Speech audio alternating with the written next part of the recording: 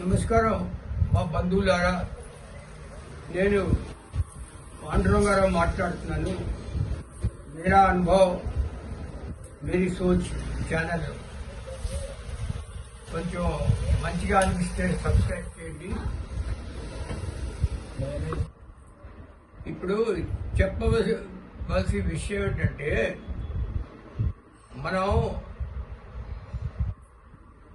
ఈ సమాజంలో పెద్దవాళ్ళు, చిన్నవాళ్ళు, ముసలి వాళ్ళు అందరూ ఉంటున్నాము. ఇప్పుడు చూడండి, మనం అందరినీ నమ్ముతాం, అందరినీ నమ్ముకుంటూ పనిచేస్తాం. కానీ మన చుట్టూరా మానవ రూపంలోనే ఉంటారు, కానీ వాళ్ళ పశు రూపం అలాగా ఎప్పుడూ యాక్టివ్గా ఉంటుంది. అది మనం పోల్చుకుంటూ ఉండాలి సక్సెస్ కావాలంటే.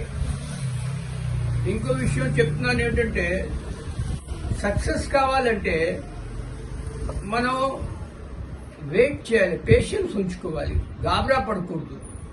చిన్న పనైనా పెద్ద పనైనా ఏ పనైనాను దానిలో గాబరా పడుకోకుండా మనం వెయిట్ చేస్తే మనం సక్సెస్ పొందుతాం.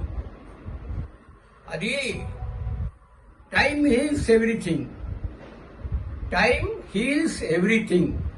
సమయం రావాలి, దశ మారాలి, అంతర్దశ మారాలి, అన్నీ బాగైపోతాయి. ఆ బాగైదాకా మనం గాబరా పడిపోతాం, తొందర పడిపోతాం, ఎక్కువ తప్పు డిసిషన్ తీసుకుంటాం. అంచేత wait for the time. Time will heal everything. Time will solve every problem. I'm telling you. నేను ఎక్స్పీరియన్స్తో చెప్తున్నాను, ఇది పుస్తకం చదువుకొని చెప్పడం లేదు. ఇప్పుడు ఒక నాతో అయిన సందర్భం ప్రకారంగా చెప్తున్నాను. నేను ఒక చిన్న పిల్లకి చదువు చెప్పివ్వండి. I'm a teacher. ఆ అమ్మాయి డిస్టెన్స్ ఎడ్యుకేషన్లో చదువుకుంటూ ఉండేది. 7వ క్లాస్ చదువుకోలేదు, 8వ క్లాస్ చదువుకోలేదు, 9వ క్లాస్ చదువుకోలేదు. డైరెక్ట్ 10వ క్లాస్ పరీక్ష ఇవ్వాలి. ఆ అమ్మాయి తండ్రి తిరుగుతూ నా కార్డ్ వెతుక్కుంటూ, నా కార్డులో అడ్రస్ చూసుకుంటూ వెతుక్కుంటూ నా దగ్గర వచ్చాడు. సరే, మా అమ్మాయికి చదువు చెప్తారా? అలాగే చెప్తానన్నాను. మీరు ఎంత డబ్బు పుచ్చుకుంటారు అన్నాడు. నేను నా డబ్బు విషయం నేను మాట్లాడను, నాకు డబ్బు గురించి చెప్పడం లేదు, నీకు ఎంత ఇష్టం ఉంటే అంత ఇయ్యి, పిల్లకి చదువు రావాలి, అది నా మెయిన్ టార్గెట్. అంచేత తప్పకుండా చదువు చెప్తాను. ఓకే, పిల్ల రావడం మొదలుపెట్టి చదువు చెప్పాను. పిల్ల చాలా ఇంటెలిజెంట్, తొందరగా గ్రాఫ్స్ చేసేది. అలాగే చదువు చెప్పాను. ఒక 6 నెలలు 8 నెలలు 10th ఎగ్జామ్ వచ్చింది. 10th ఎగ్జామ్ ఇప్పుడు అయింది. ఎగ్జామ్ వచ్చింది, 10th ఎగ్జామ్ లో కూర్చున్నది. మంచి మార్కులతో పాస్ అయింది, 61% మార్క్స్తో. అప్పుడేమిటైంది, వాళ్ళు చాలా హ్యాపీ అయిపోయి నాకు వాళ్ళందరూ, సార్ మాస్టర్జీ మా ఇంట్లో చిన్న ఉత్సవం చేస్తాను, మీరు రావాలని. ఎందుకు డబ్బులు ఖర్చు పెడతారన్నాను. వాళ్ళు పాపం రోజు ఆడించుకొని రోజు తిని మనుషులు, ఎందుకు డబ్బు ఖర్చు పెట్టడం అన్నాను. అంటే అలా కాదు, మీరు రావాలి, మా సంతోషం గురించి. వెళ్ళాను. ఇంట్లో తల్లి, తండ్రి, కూతుళ్ళు అందరూ ఉన్నారు. చాలా బాగా ఉత్సవం, చిన్న ఉత్సవం చేశాడు, చాలా సరదాగా చేశాడు. నా గార్లాండ్ కూడా చేశాడు. ఆ సంతోషం వల్ల ఆ అమ్మాయి నాకు తన కూతురులాగా స్వీట్స్ కూడా తినిపించింది. దాని తర్వాత ఏమిటైంది,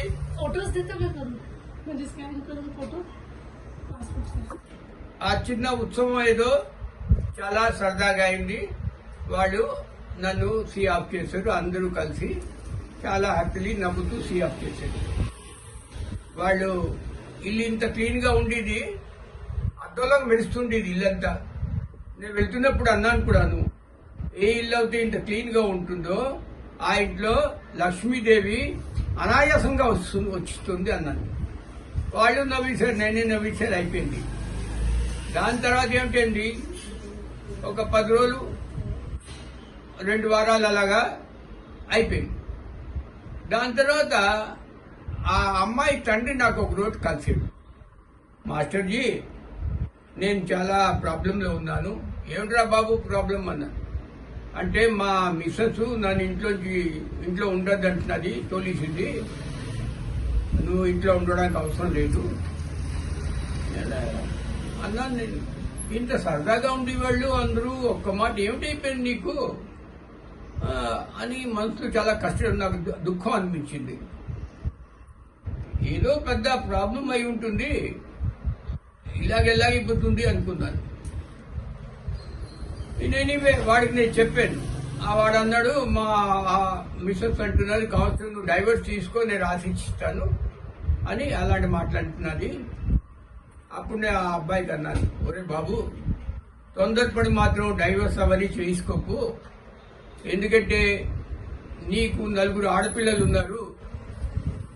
ఆడపిల్లల్ని చూడు, ఆ ఆడపిల్లల సంగతి ఏమిటవుతుందో. వాడి పాపం పసిపిల్లలు, మంచి బంగారాల లాంటి ఆడపిల్లలు.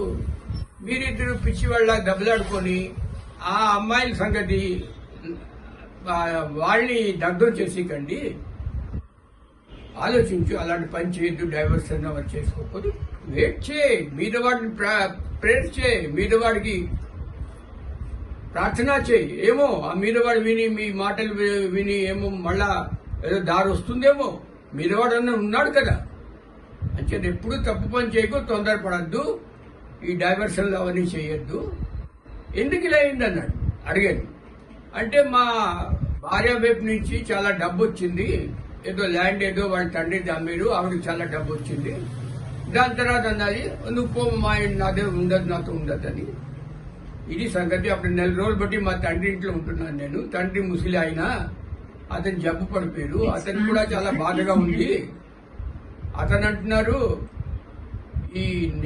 నాకే ఒంట్లో బాగలేదు, బాధలో ఉన్నాను, దాని తర్వాత నా కొడుకు సంగతి ఏమిటవుతుంది అని బెగ్గపెట్టుకుంటేవాళ్ళు. అలా రోజులు నడుస్తుంటే 4 రోజులు అయిపోయింది. దాని తర్వాత ఈ పొన్నూరు అయిపోయిన తర్వాత ఆ రోజు నాకు కూడా ఫోన్ చేశాడు ఆ మనిషి. మాస్టర్జీ, మేము అందరూ కలిసిపోయాము, మేము చాలా జాగ్రత్తగా ఉన్నాము, చాలా సరదాగా ఉన్నాము, చాలా హ్యాపీ న్యూస్ మీకు చెప్తున్నాను. అయితే నువ్వు సీట్స్ ఇప్పించాను, నన్ను ఆల్స్ తప్పకుండా ఇప్పిస్తాను. మీ మాటనే విన్నాను సార్.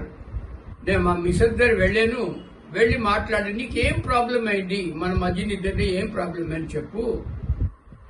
ప్రాబ్లం ఏమి లేదు, చిన్న ప్రాబ్లం. వీడు పైనుంచి వచ్చిన తర్వాత కోపం అయ్యి భోజనం ఇంకా ఇప్పటిదాకా ఎందుకు పెట్టలేదు అని కొంచెం గట్టిగా మాట్లాడేవాడు కోపంగా. ఆవిడ మిస్సెస్ కి ఈ కోపంగా మాట్లాడడం ఆవిడకి మనసులో కష్టం అనిపించింది. అలా బాధపడిన మనసులోని బాధపడి ఒకరోజు తన కోపం అంతా తీర్చేసుకున్నది, నువ్వు పో ఇంట్లోంచి అని. ఎందుకంటే ఇప్పుడు ప్రస్తుతం నేను అన్నది ఏమిటంటే, కొన్ని విషయాలు మనుషులు తెలియదు. ఏజ్ అయిపోతుంది, పిల్లలు పెద్దవాళ్ళు అయిపోతారు. చూడండి, ఆడవాళ్ళు సైకలాజికల్ పరిస్థితి ఎప్పుడూ ఒకలాగా ఉండదు. వాళ్ళ ఫిజియలాజికల్, సైకలాజికల్, మెంటల్ స్థితి ఒకలాగా ఎప్పుడు ఉండదు. వాళ్ళకి హార్మోనస్ చేంజెస్ అవుతూ ఉంటాయి. అంచేత వాళ్ళు ఎప్పుడు ఎలా మాట్లాడతారో మనం తెలుసుకోవాలి. వాళ్ళ పరిస్థితి మనం అండర్స్టాండ్ చేసుకోవాలి. దాంపత్య జీవనం బాగా ఉండాలంటే ఇంకా మొగాడు కూడా ఆడవాడు కూడా అండర్స్టాండ్ చేసుకోవాలి. మొగాడు పైనుంచి వస్తాడు, కష్టపడి వస్తాడు, వాడి బుర్ర ఎలా ఉంటుందో, మనం ఎలాగా వాడిని హ్యాపీగా ఉంచాలో అది ఆడవాళ్ళు కూడా ఆలోచించాలి. 2 వైపుల నుంచి ఈ పరిస్థితితో ఉంటే అప్పుడు అందరూ హ్యాపీగా ఉంటారు. దాని తర్వాత అన్నాడు, మాస్టర్జీ, మేము అందరూ సరదాగా ఉన్నాము, మా తండ్రి గారి కాళ్ళు పట్టుకొని దాన్ని దండం పెట్టుకున్నాను, మా ఆవిడ కూడా దండం పెట్టుకుని ఈ మీదట మేము జాగ్రత్తగా ఉంటాము అని అప్పుడు క్షమార్పణ కొడుకున్నాడు. వాళ్ళ తండ్రి గారు కూడా హ్యాపీ అయిపోయారు. పాపం జబ్బుతూ ఉన్నారు. అంచేత చిన్న చిన్న విషయాలు గురించి మనుషులు దూరం అయిపోతుంటారు. అది నేను చెప్పవలసిన విషయం. మన జనంకి ఇది చెప్తున్నాను ఏంటంటే, కొంచెం మనం బ్యాలెన్సింగ్ గా ఉండాలి. ఆడవాళ్ళ సైకాలజీ మొగాడు కూడా తెలుసుకోవాలి, అండ్ మొగాడు మెంటల్ స్టేటస్ కూడా ఆడవాళ్ళు తెలుసుకోవాలి. అప్పుడు మనం మన దాంపత్య జీవనం చాలా క్లీన్ గా అవుతుంది. అంచేత నేను అన్నది ఏమిటంటే, మెయిన్ జిస్ట్ ఏమిటంటే, టైం హీల్స్ ఎవ్రీథింగ్. సమయం గురించి మీరు వెయిట్ చేయండి, గాబరా పడకండి. ఆ మనిషి 15 రోజుల కిందట అన్నాడు మా ఇల్లంతా ఇది దగ్ధం అయిపోయిందండి ఇలా అన్నాడు. మళ్ళీ 15 రోజుల తర్వాత వాడే అంటున్నాడు మేము చాలా ఇప్పుడు సరదాగా ఉన్నామండి బాగున్నామండి అని. అంచేత టైం ఉన్నదే అది హీల్ చేస్తూ ఉంటుంది. నమ్మాలి మనం. మీద వాడి మీద విశ్వాసం ఉంచుకోవాలి. మన చరిత్రం బాగుండాలి. Definitely supreme will help us. ఇదే నేను చెప్పవలసింది. అంచేత మనం ఇది మాత్రం నమ్మాలి. సమయం హీల్ చేస్తుంది. Time heels everything. You must know it. అంచేత గాబరా పడుతుంది. Keep patience. Things will be solved. జై గురు.